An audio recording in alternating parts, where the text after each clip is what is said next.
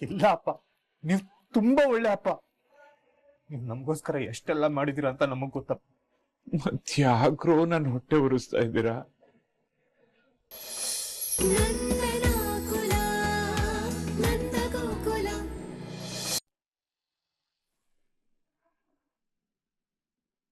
ನಿಮ್ ಒಂದು ಆಶೀರ್ವಾದದಿಂದ ಇವ್ರ ಜೀವನ ಪೂರ್ತಿ ನಗ್ನಗ್ತಾ ಇರ್ತಾರೆ. ದೊಡ್ಡ ಮನ್ಸ್ ಮಾಡಿ ಅಂಕಲ್.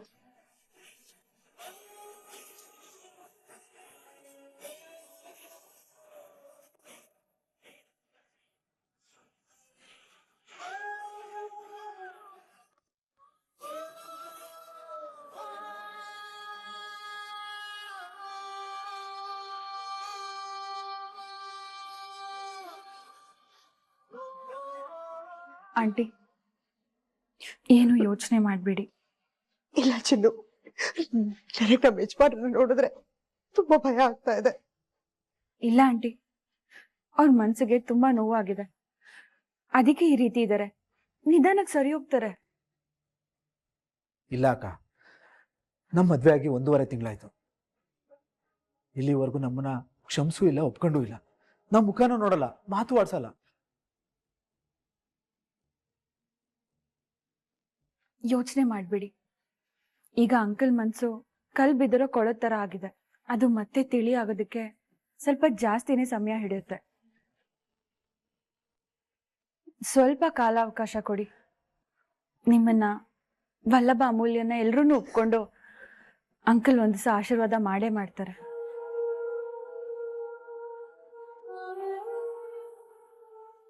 ಅಮ್ಮು, ಅಮ್ಮು, ಅಳ್ಬಿಡಕ್ಕದ್ದ. ಬಾ, ದೇವ್ರ ದೀಪ ಹಚ್ಚುವಂತೆ. ಬಾ ಮಗಳೇ.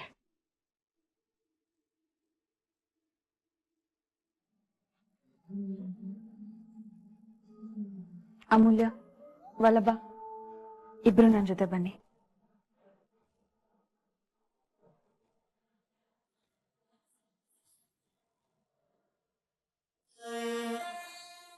ಅಮೂಲ್ಯ, ಆ ಹುಡುಗ ನಿನಗೆ ಮಾಡಿರೋ ಮೋಸಕ್ಕೆ, ನಿನ್ನ ತಂದೆ ತಾಯಿಗೆ ಮಾಡಿರೋ ದ್ರೋಹಕ್ಕೆ ನಿನ್ ಜೀವನ ಪೂರ್ತಿ ಕಣ್ಣೀರಲ್ಲೇ ಕೈ ತೊಳೆಯುವಾಗ ಆಗ್ಬೇಕಾಗಿತ್ತು. ಆದ್ರೆ ನಿಮ್ಮತ್ತೆ ಆ ಶಿಕ್ಷೆನ ಪಕ್ಕಕ್ಕೆ ಹಾಕಿ ನಿಂಗೆ ಹೊಸ ಜೀವನ ಕೊಟ್ಟಿದ್ದಾರೆ. ನಿನ್ ಜೀವನ ಹಾಳಾಗ್ಬಾರ್ದು ಅಂತ ಯೋಚಿಸಿ ಅವ್ರ ಮನೇಲಿ ಏನಾಗುತ್ತೆ ಅನ್ನೋದೆಲ್ಲ ಪಕ್ಕಕ್ಕಿಟ್ಟು ನಿನ್ಗೂ ವಲ್ಲಭಂಗೂ ಮದ್ವೆ ಮಾಡಿದ್ದಾರೆ. ಯಾರು ತಗೊಳ್ದೇ ಇರೋ ಅಂತ ತೊಂದರೆ ತಗೊಂಡು ನಿನ್ಗೆ ಒಂದ್ ನೆಲೆ ಕೊಡ್ಸಿದ್ದಾರೆ. ಅದು ಯಾವತ್ತೂ ನಿನ್ ತಲೆಯಲ್ಲಿ ಇರ್ಲಿ ಅಮೂಲ್ಯ. ನಿನಗ್ ಸಿಕ್ಕಿರೋ ಅಂತ ಈ ಅದ್ಭುತವಾದ ಜೀವನನ ನೀನಾಗೆ ಹಾಳು ಮಾಡ್ಕೋಬೇಡ. ನಿನ್ಗೆ ನಿನ್ನ ಅತ್ತೆ ಋಣ ತೀರಿಸ್ಬೇಕು ಅಂತಿದ್ರೆ ನೀನು ನಿನ್ ಗಂಡನ್ನ, ನಿನ್ ಮನೆಯವ್ರನ್ನ ಚೆನ್ನಾಗಿ ನೋಡ್ಕೊ. ಆಗ ಈ ಮನೇನೂ ಬೆಳಗುತ್ತೆ. ನೀನ್ ನಿನ್ ಗಂಡದ ಜೊತೆ ಖುಷಿಯಾಗಿ ಬದುಕ್ ತೋರ್ಸಿದ್ರೆ ನಿಮ್ ಮನೆಯವ್ರ ಮನ್ಸು ಕರ್ಗುತ್ತೆ. ಇವತ್ತಿಂದ ವಲ್ಲಭನ್ ಜೊತೆ ಹೊಸ ಜೀವನ ಶುರು ಮಾಡು. ವಲ್ಲಭ, ಪ್ರತಿಯೊಬ್ಬ ತಾಯಿಗೂ ನಿನ್ನಂತ ಮಗನೇ ಹುಟ್ಬೇಕು ಕಣೋ. ನೀನ್ ಒಳ್ಳೆ ಹುಡುಗ ಅಂತ ನನಗ್ ಗೊತ್ತಿತ್ತು, ಆದ್ರೆ ನಿಮ್ಮ ಅಪ್ಪ ಅಮ್ಮನ್ಗೆ ಇಷ್ಟು ಒಳ್ಳೆ ಮಗ ಆಗ್ತೀಯ ಅಂತ ನಂಗೆ ಇವಾಗ್ಲೇ ಗೊತ್ತಾಗಿದ್ದು. ನಿನ್ ಬಗ್ಗೆ ನನ್ಗೆ ತುಂಬಾ ಹೆಮ್ಮೆ ಆಗ್ತಿದೆ. ಯಾಕೆಂದ್ರೆ ನಿಮ್ಮಮ್ಮ ಹೇಳಿರೋ ಒಂದೇ ಒಂದ್ ಮಾತಿಗೆ ನೀನ್ ಅಮೂಲ್ಯನ್ ಕತ್ಗೆ ತಾಳಿ ಕಟ್ಟಿದ್ಯಾ, ಅವಳಿಗೊಂದ್ ಹೊಸ ಜೀವನ ಕೊಟ್ಟಿದ್ಯಾ. ಆದ್ರೆ ಇಷ್ಟಕ್ಕೆ ನಿನ್ ಜವಾಬ್ದಾರಿ ಮುಗಿಯಲ್ಲ.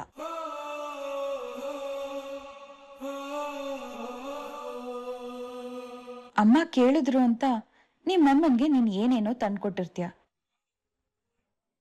ಈ ಸಲ ನಿಮ್ಮಮ್ಮ ಕೇಳಿದ್ರು ಅಂತ ಅಮೂಲ್ಯನ ಮದ್ವೆ ಆಗಿ ನಿಮ್ಮಮ್ಮನ್ಗೆ ಸೊಸೆಯಾಗಿ ತಂದ್ಕೊಟ್ಟಿದ್ಯಾ. ಆದ್ರೆ ಇವಳು ಜೀವ ಇಲ್ದಿರೋ ಬೊಂಬೆ ಅಲ್ಲ.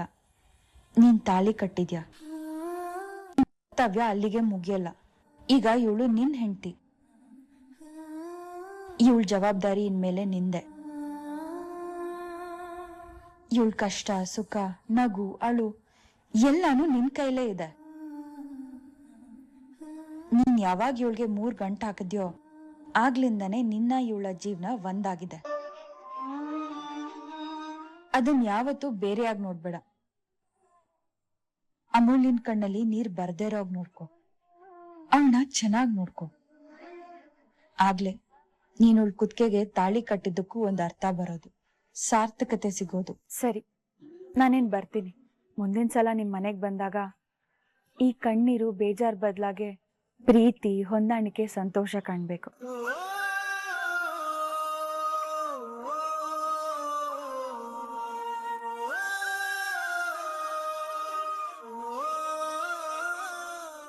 ಅದೆಲ್ಲ ನಾಟಕ. ಅಪ್ಪ ಯಾಕಪ್ಪ ಹೀಗೆಲ್ಲ ಹೇಳ್ತಾ ಇದ್ದೀರಾ? ಹಾಗೆಲ್ಲ ಏನಪ್ಪ? ಮಾಧವ, ನಿನ್ಗೊಂದು ವಿಷಯ ಗೊತ್ತೇನು? ನಾ ಇವರು ಎಲ್ರು ನನ್ನ ಅನಾಥ ಅನಾಥ ಅಂತ ಕರೀತಾ ಇದ್ರು. ಆಗಿದ್ದ ನನ್ನ ಬಾಳಿಗೆ ದೇವತೆಯಾಗಿ ನಿಮ್ಮಮ್ಮ ಗಿರಿಜಾ ಬಂದ್ಲು ಕಣು. ಆಗ ನನ್ಗೊಂದು ಕುಟುಂಬ ಸಿಕ್ತು. ನೀವೆಲ್ಲ ಹುಟ್ಟಿದ್ರಿ. ಯಾರ ಬಾಯಲ್ಲಿ ನನ್ನ ಅನಾಥ ಅಂತ ಕರಿತಿದ್ರೋ ಅದೇ ಬಾಯಿ ಮೇಲೆ ಅವರು ಬೆರಳಿಟ್ಕೊಳ್ಳೋ ತರ ನಾನು ಬದುಕು ತೋರಿಸ್ದೆ ಕಣೋ. ಅವ್ರ ಎದುರುಗಡೆ ತಲೆ ಎತ್ಕೊಂಡು ಬದುಕಿದ್ದೀನಿ. ಮತ್ತೆ ಅವ್ರ ಎದುರುಗಡೆ ತಲೆ ತಗ್ಸೋ ಪರಿಸ್ಥಿತಿ ಬಂತಲ್ಲ ಮಾಧವ. ಅಲ್ಲ ಕಣ ಮಾಧವ, ಜಗತ್ತಲ್ಲಿ ಅದೆಷ್ಟೋ ಜನ ಅವ್ರ ಹೆಂಡತಿ ಮಕ್ಕಳ ಬಗ್ಗೆ ತಲೆನೇ ಕೆಡಿಸ್ಕೊಳ್ಳೋದಿಲ್ಲ, ಕುಟುಂಬದ ಜವಾಬ್ದಾರಿನೇ ತಗೊಳ್ಳೋದಿಲ್ಲ. ಅಷ್ಟು ಸ್ವಾರ್ಥಿಗಳಾಗಿರ್ತಾರೆ. ನಾನು ಯಾವತ್ತಾರು ಆ ತರ ಮಾಡಿದ್ದೀನೇನೋ? ಇಲ್ಲಪ್ಪ. ಅಂಥವ್ರ ಜೊತೆ ಎಲ್ಲ ನಿಮ್ಮನ್ನ ಯಾಕಪ್ಪ ಹೋಲಿಸ್ಕೋತೀರಾ? ಮತ್ ಯಾಕೆ ನಾನು ಪ್ರತಿ ಕ್ಷಣ ಹೆಂಡತಿ ಮಕ್ಕಳು ಅಂತ ಯೋಚಿಸೋ ನನಗೆ ಈ ತರ ಆಗ್ತಾ ಇದೆ? ನಾನು ಏನಂತ ತಪ್ಪು ಮಾಡಿದೆ ಅಂತಾನೆ ಅರ್ಥ ಆಗ್ತಾ ಇಲ್ಲ. ನಾನು ನಿಮ್ಮನ್ನ ಕಟ್ಟುನಿಟ್ಟಲ್ಲಿ ಬೆಳೆಸಿದ್ದೀನಿ, ಪ್ರೀತಿ ಮಾಡಬೇಡಿ ಅಂತ ಬೇಲಿ ಹಾಕಿದ್ದೀನಿ. ಇದ್ರ ಉದ್ದೇಶ ಏನ್ ಹೇಳು?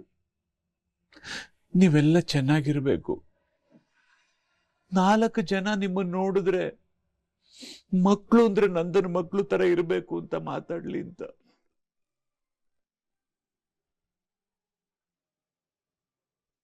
ಕೆಲವರು ಮಕ್ಕಳಿಗೆ ನಾಳೆ ಅವ್ರಿಗೆ ಮಾಡ್ತಾರೆ ಅಂತ ಹೇಳಿದಾಗ ಹೊಟ್ಟೆ ಊರಿಗೆ ಹೇಳ್ತಾ ಇದ್ದಾರೆ ಅಂತ ಅನ್ಕೋತಿದ್ದೆ ಮಾಧವ. ಅವರು ವಾಸ್ತವನೇ ಹೇಳ್ತಿದ್ರು.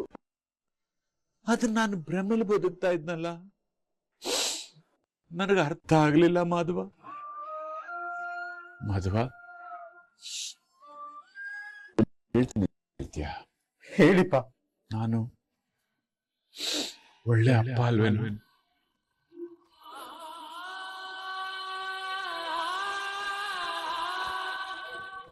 ಇಲ್ಲ ಅಪ್ಪ, ನೀವು ತುಂಬಾ ಒಳ್ಳೆ ಅಪ್ಪ.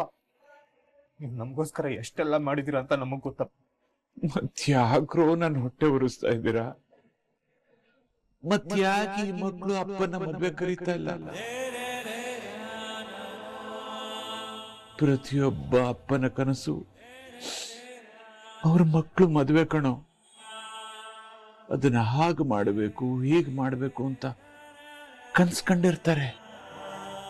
ಅವ್ರ ಜೀವಮಾನ ಸಂಪಾದನೆ ಎಲ್ಲ ಮಕ್ಕಳು ಮದುವೆಗೆ ಅಂತ ಉಳಿಸ್ತಾ ಇರ್ತಾರೆ. ಅಂತಾದ್ರಲ್ಲಿ ನನ್ನ ಮಕ್ಕಳು ಮದುವೆ ನಡೆಸ್ಕೊಂಡು ಕಡೆ ಪಕ್ಷ ನೋಡೋ ಅವಕಾಶನೂ ನನಗೆ ಕೊಡ್ತಾ ಇಲ್ವಲ್ಲೋ ನೀವುಗಳು. ನನಗೆ ಯಾವ ಸಮಸ್ಯೆ ಬಂದ್ರು ಮಕ್ಕಳೆದ್ರು ನಿಂತು ಈ ಸಮಸ್ಯೆನ ಬಗೆಹರಿಸ್ಲಿ ಅಂತ ನಾನು ಬಯಸಿಲ್ಲ ಕಣೋ. ನನ್ನ ಮಕ್ಕಳು ನನ್ನ ಹಿಂದೆ ನಿಂತ್ರೆ ಸಾಕು ಕಣೋ. ಇಡೀ ಜಗತ್ತನ್ನೇ ಎದುರಿಸ್ತೀನಿ ಅನ್ನೋ ಆತ್ಮವಿಶ್ವಾಸದಲ್ಲಿ ಬದುಕ್ತವನು ನಾನು. ಆದ್ರೆ ನನ್ನ ಹಿಂದೆ ನಿಂತಿರೋ ಮಕ್ಕಳು ನನ್ನ ಅವಮಾನ ಅನ್ನೋ ಪ್ರಪಾತಕ್ಕೆ ತಳ್ತಾರೆ ಅಂತ ನಾನು ಯಾವತ್ತೂ ಅನ್ಕೊಂಡಿರ್ಲಿಲ್ಲ ಕಣೋ. ಇವತ್ತು ಗಿರಿಜಾ ಬಂದಾಗ ವಲ್ಲಭ ಎಲ್ಲಿ ಅಂತ ಕೇಳಿದಾಗ ಕಾಲೇಜ್ಗೆ ಹೋಗಿದ್ದಾನೆ ಅಂತ ಹೇಳಿದ್ಲು. ಆ ಕ್ಷಣಕ್ಕೆ ನನಗೆ ಕೋಪ ಬಂದ್ರು, ಆಮೇಲೆ ನನಗೆ ಸಂತೋಷ ಆಯ್ತು ಮಾಧವ. ಅಪ್ಪ ಕಲೆಕ್ಟರ್ ಆಗು ಅಂತ ಹೇಳಿದ್ದನ್ನ ಅವನು ಗಂಭೀರವಾಗಿ ತಗೊಂಡಿದ್ದಾನೆ ಅಂತ ಹೆಮ್ಮೆ ಆಯ್ತು. ಕನಸಿನ ಗೋಪುರದ ಮಹಡಿ ಮೇಲೆ ನಿಂತ್ಕೊಂಡ್ಬಿಟ್ಟೆ ಮಾಧವ. ಅವನು ಯಾವಾಗ ಆ ಹುಡುಗಿನ ಕಟ್ಕೊಂಡು ವಾಪಸ್ ಬನ್ನೋ ನನ್ನ ಕನಸಿನ ಗೋಪುರ ಸರ್ವನಾಶ ಆಗೋಯ್ತು ಮಾಧವ. ಅಲ್ಲ ಕಣೋ ಮಾಧವ, ಅವನು ಮದುವೆ ಆಗೋ ವಯಸ್ಸೇನು? ಅವನು ಹುಟ್ಟಿದಾಗಿಂದ ಯಾವ ಸ್ಕೂಲ್ಗೆ ಹೋಗ್ಬೇಕು, ಯಾವ ಕಾಲೇಜಲ್ಲಿ ಓದ್ಬೇಕು, ಅವನು ಆಗು ಹೋಗು ಎಲ್ಲ ನೋಡ್ಕೊಂಡಿರೋ ನನಗೆ ಅವನಿಗೆ ಮದುವೆ ಮಾಡಕ್ ಗೊತ್ತಿಲ್ವೇನೋ? ಆ ವಲ್ಲಭ ಮಾಡಿರೋ ಕೆಲ್ಸಕ್ಕೆ ಯಾವ ಮುಖ ಹೊತ್ಕೊಂಡು ನಾನು ಈ ಅಂಗಡಿಲಿ ಕೂತ್ಕೊಳ್ಳೋ? ಯಾವ ಮುಖ ಹೊತ್ಕೊಂಡು ನಾ ರಸ್ತೆಗಿಳಿಲೋ? ಅವತ್ತು ಕೇಶವ ಮದ್ವೆ ಆಗ ಬಂದ, ಇವತ್ತು ವಲ್ಲಭ ಮದ್ವೆ ಆಗ ಬಂದ. ಒಬ್ಬೊಬ್ಬರೇ ಅವ್ರ ನಿರ್ಧಾರ ಅವರೇ ತಗೋತಾ ಇದ್ದಾರೆ ಅಂದ್ರೆ ನಾನೇ ಸರಿ ಇಲ್ಲ ಅಂತ ಅನ್ನಿಸ್ತಾ ಇದೆ. ಇರ್ಬೋದು ನಾನ್ ಸರಿ ಇಲ್ಲ, ಒಳ್ಳೆ ಅಪ್ಪ ಅಲ್ಲ ನಾನು. ನನ್ನಿಂದ ಏನು ಒಳ್ಳೇದಾಗಲ್ಲ. ನೀನು ಕೆಲ್ಸಕ್ಕೆ ಹೋಗು, ನಾನು ನನ್ನ ಮಗ ಕೆಲ್ಸಕ್ಕೆ ಹೋಗ್ತಾ ಇದ್ದಾನೆ, ಒಳ್ಳೆ ಸಂಪಾದನೆ ಮಾಡ್ತಾ ಇದ್ದಾನೆ, ಎತ್ತರಕ್ಕೆ ಬೆಳಿತಾನೆ ಅಂತ ನಂಬ್ಕೋತೀನಿ. ಕಡೆಗೆ ಕೇಶವ ವಲ್ಲಭಂತರ ನೀನು ಒಬ್ಬಳ ಜೊತೆ ಮದುವೆ ಆಗಿ ಬಂದ್ಬಿಡು.